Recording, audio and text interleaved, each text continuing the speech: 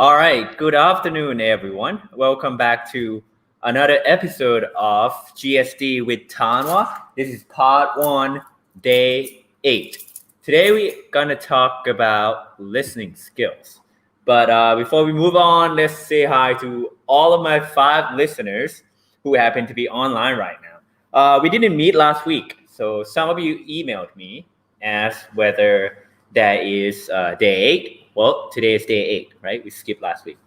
So today my main computer actually died as I was preparing the materials for the talk today. So it's going to be a little rough today, but bear with me here. I think we'll be okay. Right? So let's see where we are. So we have talked about 2 of the skills in English, right? We talked about intermission 2 weeks ago when we talk about how you should have changed your mindset with regarding to learning language by now, right? So we have 2 skills left, and that would be listening skills and writing skills, right? So we will talk about how to improve your listening skills in this week. And then next week, we're going to talk about how to use your improved listening skills in a standardized test setting, okay? And then 2 weeks afterward, we will talk about writing skills. And then we'll be done with English. We will be done with part 1 of the GSD with Tanwa program, okay? And then on part 2, we're going to talk about, well, how do you actually incorporate what you learned in part 1, which is the English skills, and use that in academic settings. And it also includes how to write better research paper, how to write better thesis, and I have plenty of case studies and examples for you in part 2. So stay tuned. Anyway, so today we're still in part 1. We're going to talk about listening skills. So if you're here listening to me right now on this Friday afternoon, fantastic. Welcome. Today again, since we haven't met for 2 weeks, I guess, or for a week, let's recap again that when you want to improve a skill in English, right, there are 3 aspects that you have to improve. You have to improve precision, right? That's how accurate you can do something, right? You have to improve fluidity. That's how fluent, how proficient you can be at doing something. And then lastly, you have to improve the intonation. That's the music of the language. So today we're gonna go on we're gonna touch on all the tools and techniques that I have used in the past to improve my listening skills in all of these 3 aspects, okay? So let's start with number 1, precision, okay? So when it comes to listening skills, precision is just kind of glossed over by a lot of people, right? Because when you listen to someone, you probably have heard this before. Many of your English teachers will say, oh, do not worry when you talk to people. Do not worry that you don't understand all the words. You only need to understand 70-80% of the word to be able to communicate. Correct and not correct at the same time. And I will tell you why.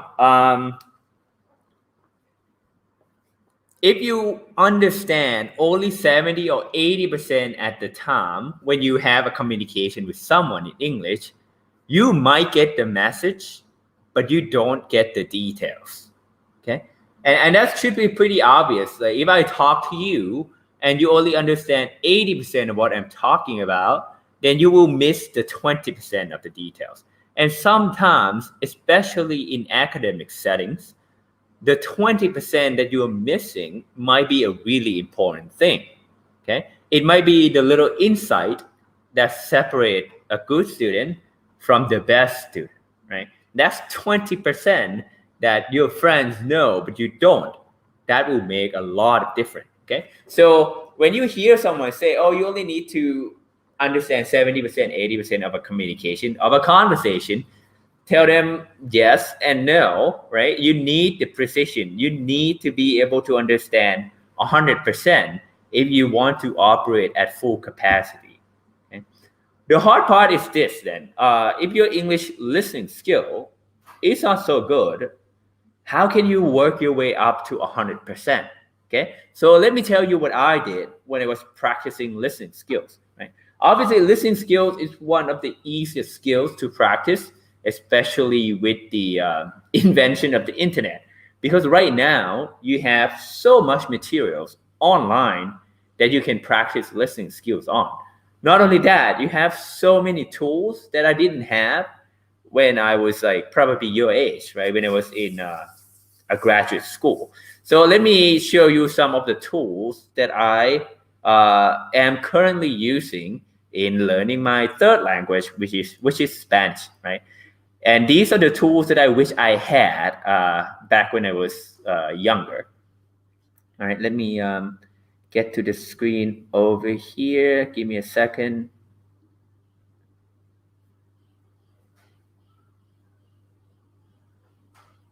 Okay, let's do, interesting.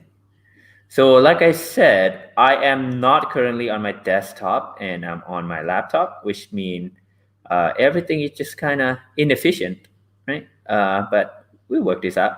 We get this to work. All right, let's do this. Okay, so the first tool I'm gonna tell you about, which is fantastic. So let me tell you how I did it first, right?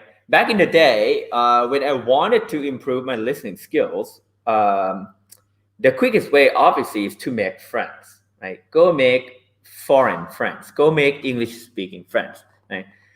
And then the need to communicate with someone is fantastic because if you need to communicate with someone, usually you will be forced to understand that friend of yours 100% of the time, right? You can't be like, I will meet you tomorrow at Central at 12 p.m. And then you only understand Central, but you don't know when to meet, right? That would be kind of stupid. So that is one of the things that I did. But surprisingly, because most people would say if you have an English speaking friend or English speaking friends, I guess, because you probably have more than one friend. If you have English speaking friends, that's the quickest way to improve your language, right? That didn't happen with me, right? I am an antisocial person, so it's really hard for me to actually make friends and carry on a conversation. Right? So to me, having to actually be socializing with someone and work on my language at the same time was difficult. It was almost impossible because on the one hand, I was spending effort learning a language, and on the other hand, I was spending an effort maintaining social interactions, right? And for an introvert like me, it's really difficult. Okay. So what I did was, well, instead of listening to a person, I was just gonna listen to movies, right? And some of you are probably already doing this, which is like fantastic. Okay. But then problems still arise, right? If you want precision in listening, you can't just be watching movies. Maybe you understand what's going on within the movie, but you don't actually understand 100% of the time. Okay. So let me show you some of the tools that you can use. So the first one, which I highly, highly recommend, is this tool called Language Learning with Netflix. Okay. So what it does, as you can see, is that what it does is it gives you this subtitle, right? So this is English to Spanish. They also support Thai language as well, so don't worry, right? So as you are watching a movie, the subtitle will come up in real time, right? Not only does it do that, you can click on the words that you don't know, and it will give you the translation of that word, right? And the word that you click will be compiled into a list so that you can study later, right? You can speed up or slow down the subtitle, so it's like very, very good, right?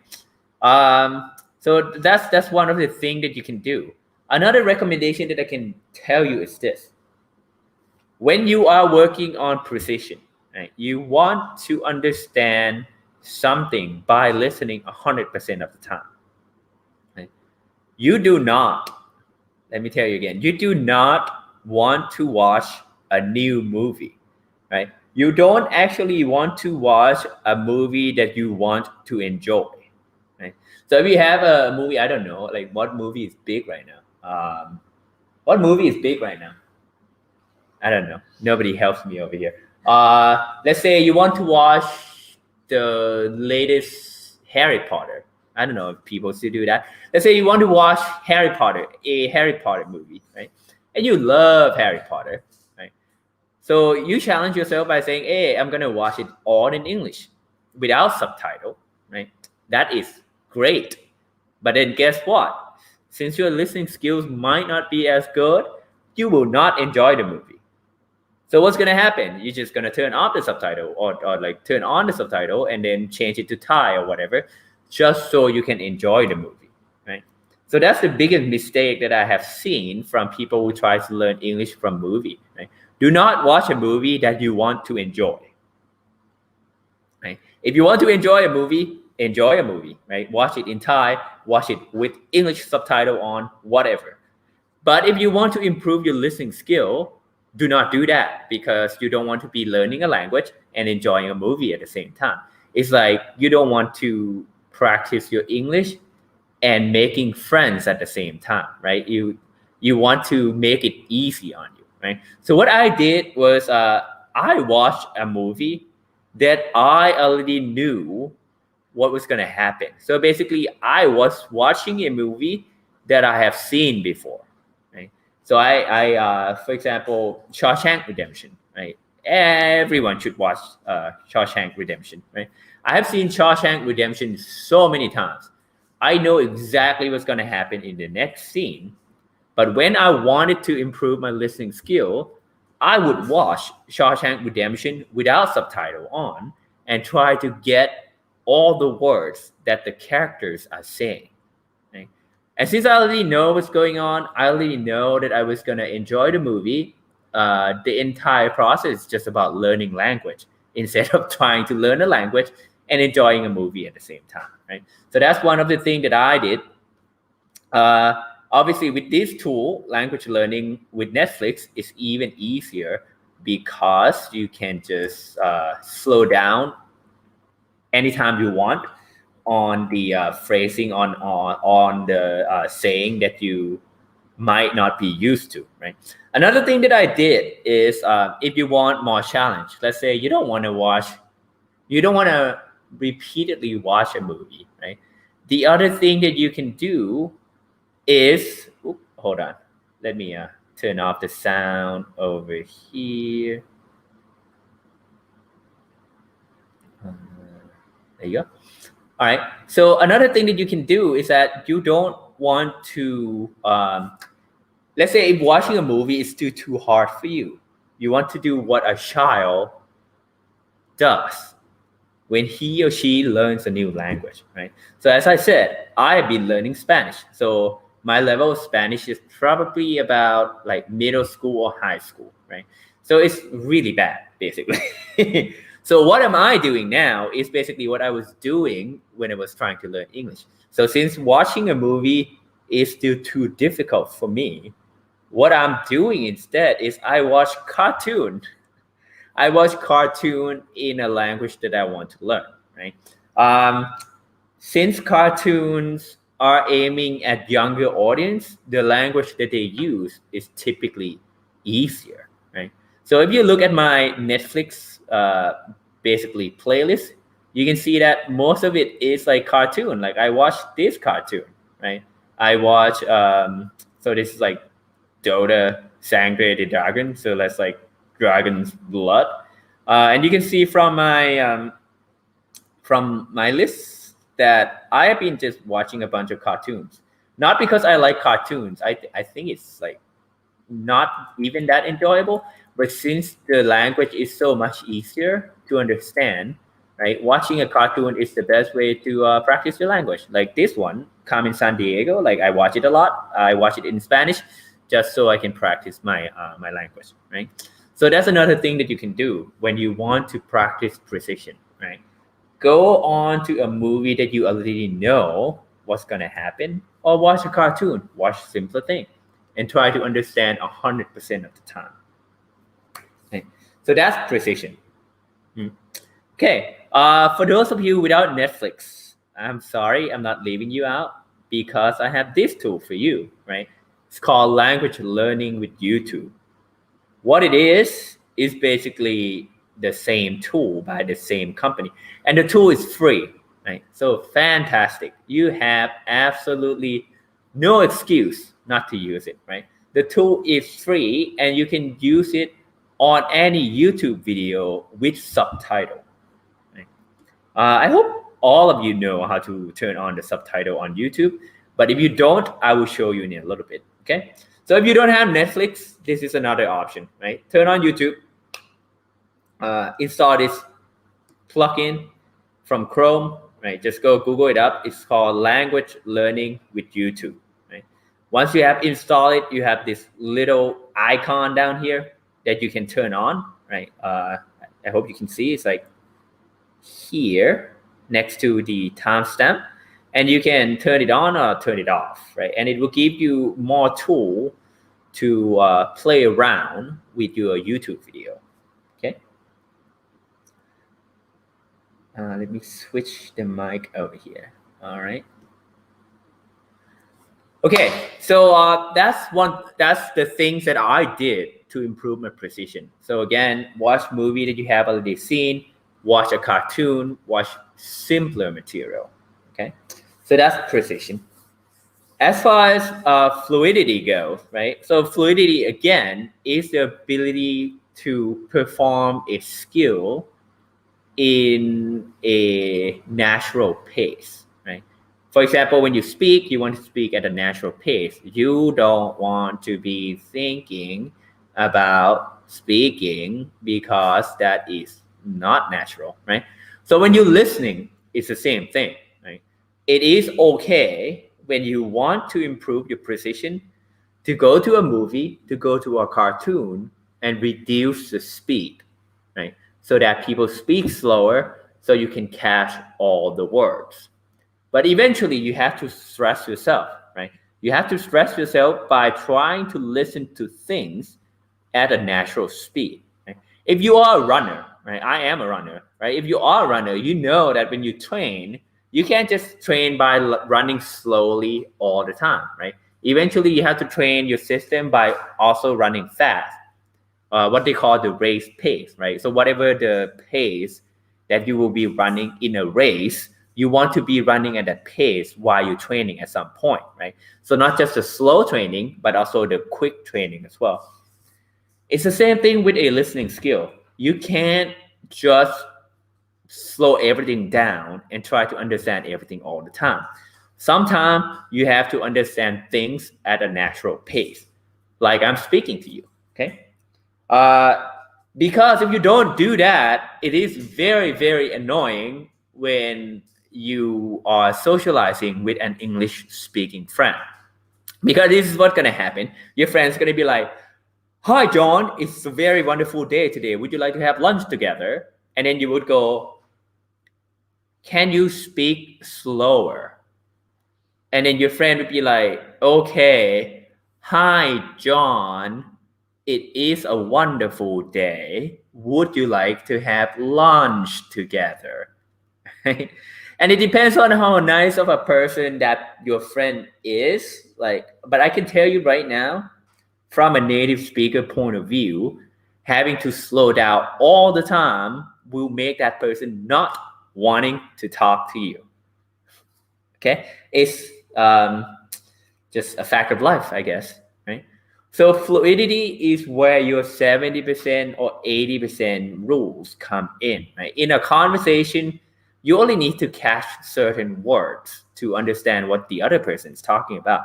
But you have to be able to do it at a natural speed, okay? So for example, that friend of yours could be like, "Hey, John, it's a wonderful day. Would you like to have lunch together?"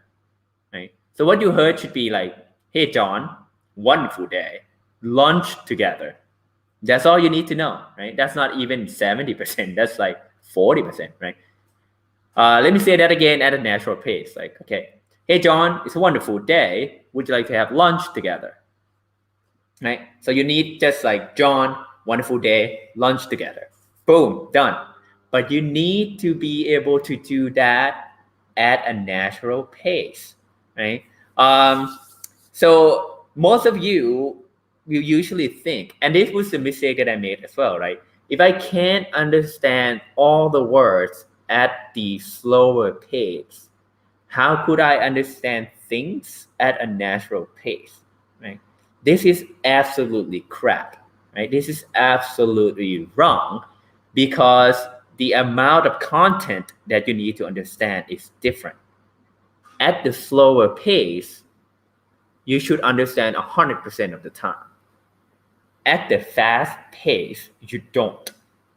And to be honest, even Americans, like native speakers, when they watch movies, they don't understand things 100% of the time. They only catch key phrases, right? If you have listened to rap songs, I can tell you right now, no native speakers will be able to understand rap songs the first time they listen to it, right? Which is what makes rap music fantastic because every time you listen to it, you hear new things all the time. The first time you hear it, you will not understand it 100%. Okay? So 100% is precision. You need that. This 70-80% for conversation, that's fluidity. You also need this, right? So do not ignore this. Train at both the slow pace and the fast pace, right? So then the question becomes, well, how do you train at a fast pace, like at a natural pace? Okay. Um, so this is what I did, right? So for precision, I suggested that you watch a movie, you watch a cartoon, right? But for fluidity, what you want to do is different. What you want to do is that you want to just listen without having to process the content. Right? Let me say that again. To train fluidity, you don't want to be processing content. You just want to be listening to the language. Okay. So what I suggest is this: like pick an area of expertise that you have. For example, if you are an expert in mathematics or you are very passionate about mathematics, right? Most of you will make this mistake of going online and try to listen to very high level mathematics YouTube videos, right? Like a TED talk or whatever. That will be absolutely too difficult for you, especially if your listening skill is not good. Okay, so what you should do instead is to go back in time. Right? What you should do instead is to go back in time and look up math videos from, say, middle school or high school and listen to that. Why am I suggesting that? Because if you watch a video from your area of expertise, the visual cue, right, the video itself will already be telling you what they are talking about. Right? So you don't have to process the content. You're not learning a new content. The only thing you're trying to do is to focus on trying to listen at the natural pace and see if you can catch the content. Right? I'm doing this all the time. Like I would look things up on like physics, for example. Again, I'm learning Spanish. So what I would do, I would say, hey, what about I do uh, basic physics, right? And then something like this would come up, right? And then I would be listening to it in Spanish without subtitle, just to see if I can understand most of the time, right? So you get a little bit of a Netflix commercial, and all right, let's skip this thing. Boom, right? So what you can do is basically you already know, I already know the content, right? I'm a physics professor, so I already know the content of what they're gonna talk about. All I need to do is to just listen to them and see if I can understand what they're saying without having to turn on the subtitles, right? And that's fantastic. It's like a very good way of practicing your listening skills. All right. Um, And I recommend this over movies and cartoon. Why? Because when you want to practice precision, you want to do it on a new content, right? You don't want to be able to guess what the speakers are about to say, right? So that's why movies and cartoons are perfect for precision. So you can practice listening to new things. But when you want to do fluidity, when you want to go for speed, you want to do on a material that you already know how to do, right? You don't want to be doing new things. So that's why I suggest choose your area of expertise and go with those videos. The side benefits of doing that is that most of you will have to present your work in your area of expertise using English at some point, right? Whether it's your research paper, conference, or thesis defense, or whatever, right?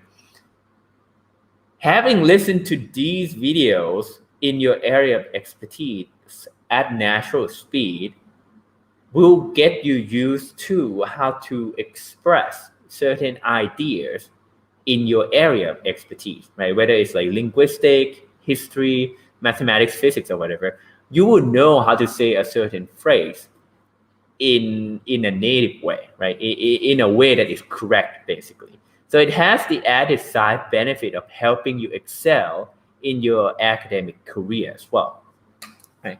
So I would suggest that for fluidity, right? And then another one for fluidity would just be music, right? Music is fantastic because you listen to the same thing over and over and over again, and just pick a song that you like, right? Don't look at the lyrics and just try to listen and see if you can understand, right? So that would be precision, right? Understand something 100% of the time, maybe at a slower pace, maybe with subtitle on. Fluidity would be just to understand the text, right? Understand the message of what is being said at a natural speed, okay? Or you can just listen to me because I'm definitely not slowing down talking to you. Yeah, so I just talk to someone, right? If you can find a friend that is kind enough to talk to you at both the very slow speed and the natural speed, that's a friend to keep, right? Keep that person, talk to that person all the time. Okay. So that precision and fluidity. And the last one, which is the hardest one that we're gonna talk about, which is why I leave a lot of time for this topic, is drum rolls, intonation, right? So intonation is a really, really, really hard thing to learn from an online video. To learn an intonation, you probably need social interaction, but most of the time, you could substitute the learning method with some online videos as well. So I will show you the example in a little bit, but let me tell you why understanding intonation in listening is very important. Right? For example, um, let's say you have a roommate, right? An English speaking roommate, and then you ask your roommate, "Hey, have you done the laundry?" Right? Oh wait, let's do this. Let's say you ask the roommate, "Have you done the dishes?" So have you cleaned the dishes, basically? You know, the dirty dishes in the kitchen or whatever. Uh, have you done the dishes? Right? You ask your roommate, "Have you done the dishes?" Very common phrase to ask if someone has washed the dishes, cleaned the dishes. Your roommate could answer in so many ways. For example, he could say, "I did the dishes." Right? I did the dishes. So that's a normal, typical way to say it. I did the dishes. That means, yeah, he has done it. He has cleaned the dishes. Or you could say, "I did the dishes." Or the last variation would be, "I did the dishes." Let's hear the difference again. So you start with number one, "I did the dishes." Number two, "I did the dishes." And number three, "I did the dishes." Right? So you can see that the stress is on different words. Right?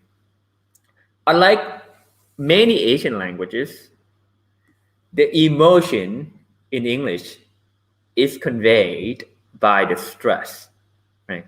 In Thai language, for example, we don't have stress, right? Everything is just flat line, like ฉันล้างจานแล้ว everything is flat line, right? You don't put stress anywhere. If you put stress on somewhere, it would just be so weird. It would just be like ฉันล้างจานแล้ว which is like stupid. Nobody does that. But in English, we do that all the time, right? We put stresses on the words that matter. And the stresses actually convey the emotion of the speaker, right? For example, on the first one, the normal one, I would say I did the dishes, right? As in, like, your friend asked if I have done. My friend asked if I have done the dishes, and I said I did the dishes, as in I did it, right? Stop asking. The second variation, though, is interesting. It would say I did the dishes, right? So notice the stress shift from the word did to the word I, right? I did the dishes. Right? And in English, this would convey a connotation of I am the person who did it. You didn't. Right? So your friend is being mad at you that your friend is doing all the work and you're not. Right? And if you're not used to the intonation, you would just be like, oh, okay, he did the dishes. I can go shopping now. Right? While your friend's at home being super mad at you because he did the dishes, you didn't. Right? He did the dishes, you didn't. So that would be the second variation. The third variation would be I did the dishes, right? I did the dishes. So the stress is on the third word, right? The dishes one. Right? And in this one, if you don't understand intonation, you just be like, oh, he did the dishes. Right? But no, he said he did the dishes, not he did the dishes. Right? The difference is this. The third variation means that he has done the dishes. Maybe there are some other things that you have to clean, like the knife, the rice cooker, the cutting board, whatever, right? He did the dishes, but not other things. Right? So you can see that intonation is a very important thing when it comes to English. Right? And being able to catch the intonation will allow you to be able to catch on to the emotion and the true meaning of what the speaker is trying to say. Right? If you're not used to the intonation, you will just not get the little details that come with where to put the stresses, where to how to put the music with the word, basically. Another common intonation that you hear people say is how they use the rising tone at the end of the sentence, right? I've sent out this video before. This is one of the common mistakes that most Thai students would do as well, and they do this without ever actually thinking. When you have a rising intonation at the end of the sentence, it has two meanings. The first meaning is that it's a question, right? Everyone knows this probably. Like, where are you? Right? Where are you from? Right? That's like a typical question. The other connotation is that you are not sure of your answer. Right? For example, if you ask a friend, hey, have you done the dishes? And then your friend said, I did the dishes? As in, he think he has done it. Why are you asking again? Right? I did the dishes, or like I went shopping. Right? Like he's not sure. Did he go shopping? Did he not go shopping? Maybe he went shopping, but he didn't get anything. Right? So this kind of intonation doesn't come naturally if you don't listen to a lot of people. Right? And this is why movie is such a good tool to learn about all of this intonation, right? Let me show you this clip from this movie. Not this physics thing, but this movie, right? You might know this movie called A Few Good Men. Right? So in the scene is Tom Cruise when he was super young. It's like 1992, and Jack Nicholson. I think that's his name, right? Yes, Jack Nicholson, Colonel Jessup. So the gist of the story is this: you have Tom Cruise, which is a lawyer, right? He's a military lawyer, so he has never been to war. He doesn't know how bad wars can be. He's basically an office worker in the military. On the other hand, you have Colonel Jessup, right, who has been to war, who is now like a trainer, and he's training new soldiers to go to war. And this scene is when Colonel Jessup, so the tough guy, is being questioned because one of the soldiers in his control died, right? And the accusation is that he is the one ordering other soldiers to basically bully the dead soldier, right? So obviously, Colonel Jessup, the tough guy, will try to deny what he did, and Tom Cruise will try to get him to confess. So let's see what happens. So notice all the stresses and all the intonation that would come with this scene as well. So let me switch the mic so you can hear it better. Give me a second here.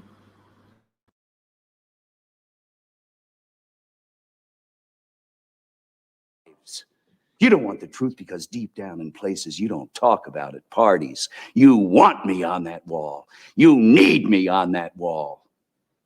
We use words like honor, code, loyalty.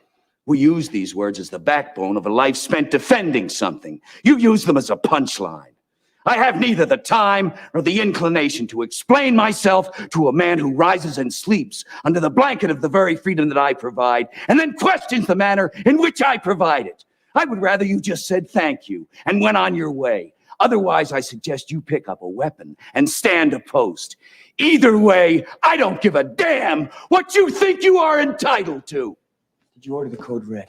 I did the job. Did you order the code red? You're goddamn right I did!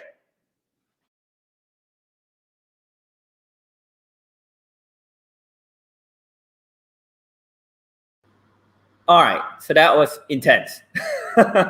So that was a very good example of what happened when you put the intonation at the right place, right? So this is why I suggest that you watch a lot of movies with subtitles on and try to see where they put stresses in movie, right?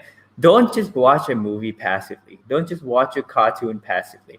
It is fantastic that you have YouTube. I am highly jealous of you.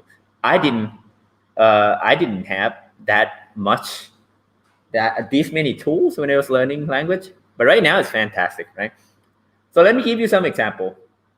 For example, this line. I am not a good actor, so I will try my best because I can't switch between YouTube audio and my microphone at the same time. This line, for example, Colonel Jessup is saying, so this guy, Jack Nicholson, he's saying that the other guy cannot do what he's doing, right? The other guy, the lawyer, cannot do what he's doing because he's not tough enough, right?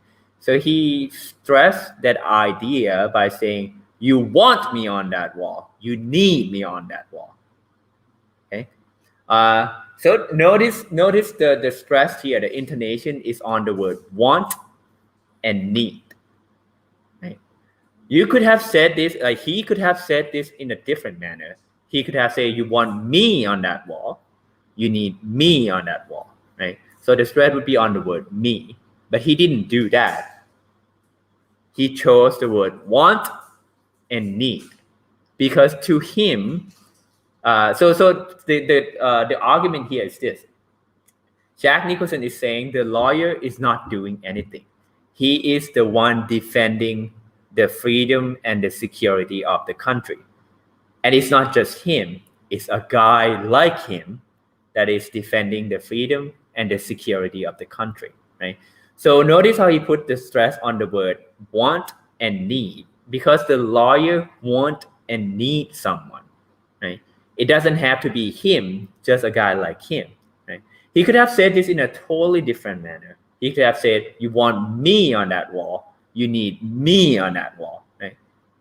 If he has said it that way, that would have meant that the lawyer need him, and him specifically, not just any other soldiers, him and only him, right?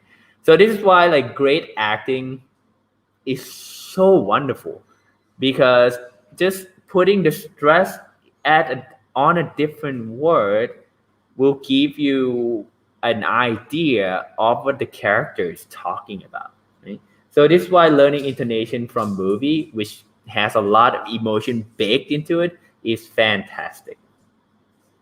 Right? Let me give you another example. Right? So here he said we use words like honor, code, loyalty.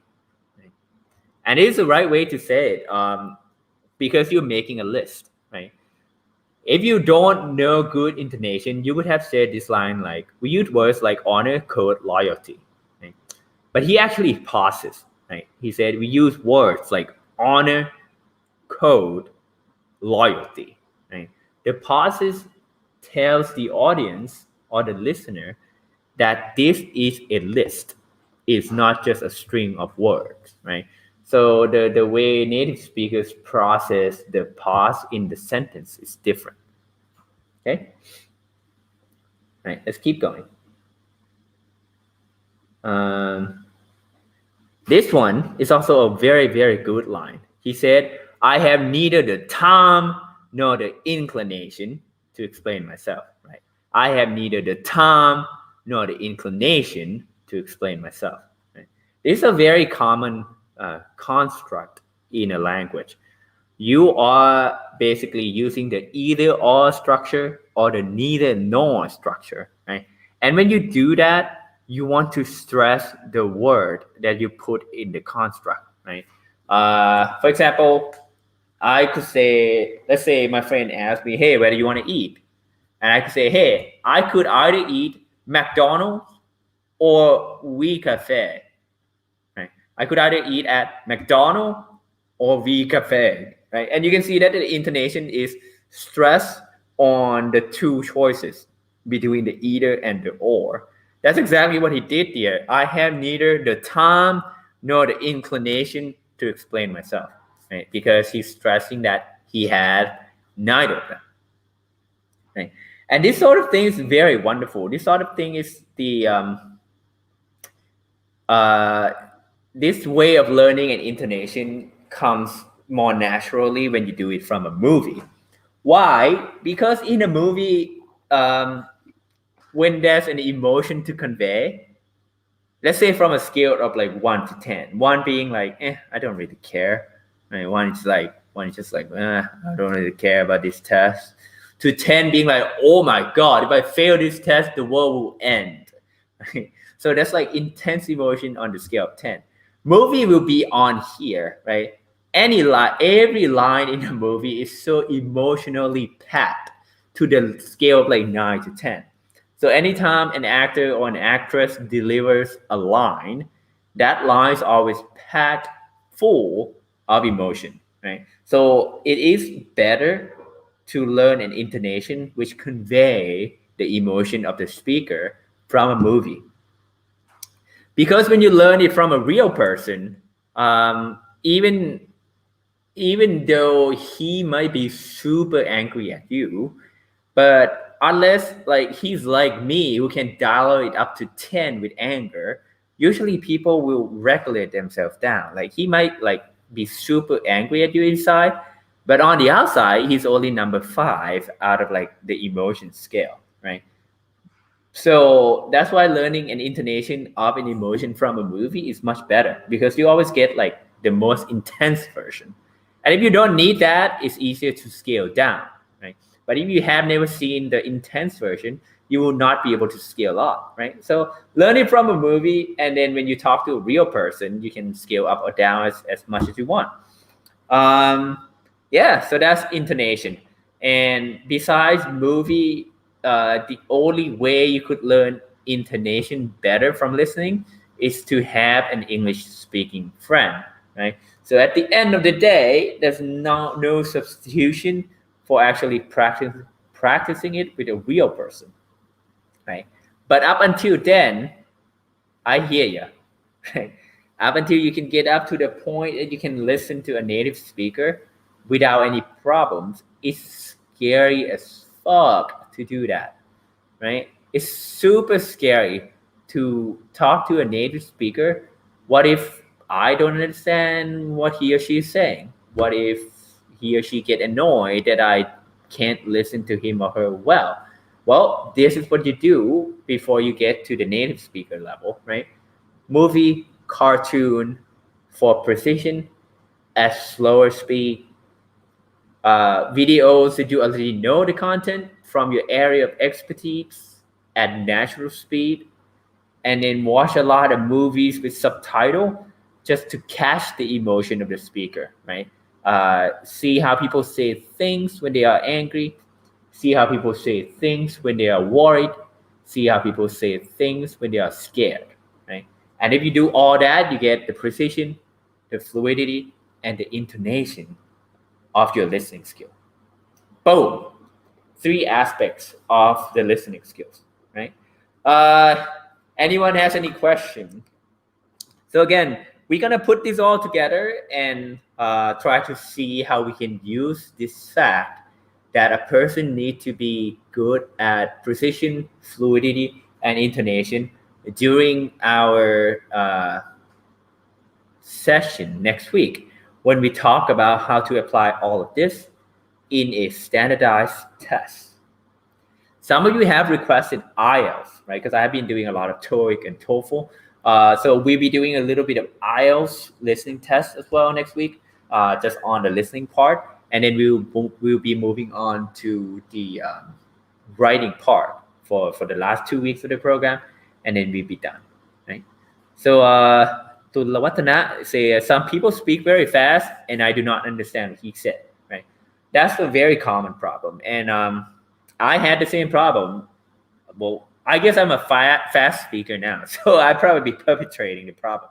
But do not be discouraged, right? To you, they are speaking fast, but to them, they are speaking normally, right? So it is sometimes annoying for the native speakers to have to slow down. So the best way is for you to work up to the speed of the natural speed, right? Because every language has its own range of natural speed that people speak at. Like Thai people typically speak slower, English speaking people typically speaking faster. And that's the speed, the range of speed at which you want to work toward, right? You don't want to be like, if everyone's speaking in this range, you don't want to be at this speed because you will be so weird compared to other people, okay? All right, so that is that for listening skills for this week. Thank you to all of you who's joining me today on this lovely Friday afternoon. Hopefully you learned something, and I will see you again next Friday at 1:30 p.m. to 2:30. If you want to get in touch with me or other students, other listeners, other audience in this series, feel free to look at the video description down underneath the video, right? There's a link to Facebook group, line chat, another Facebook group that you can reach me, right? If you have any questions or suggestions, feel free to do it there. Other than that, I will see you next Friday when we talk about listening skills in standardized tests. As for today, well, enjoy your weekend and stay safe with the COVID out there, right? Practice your English. Get shit done. See ya.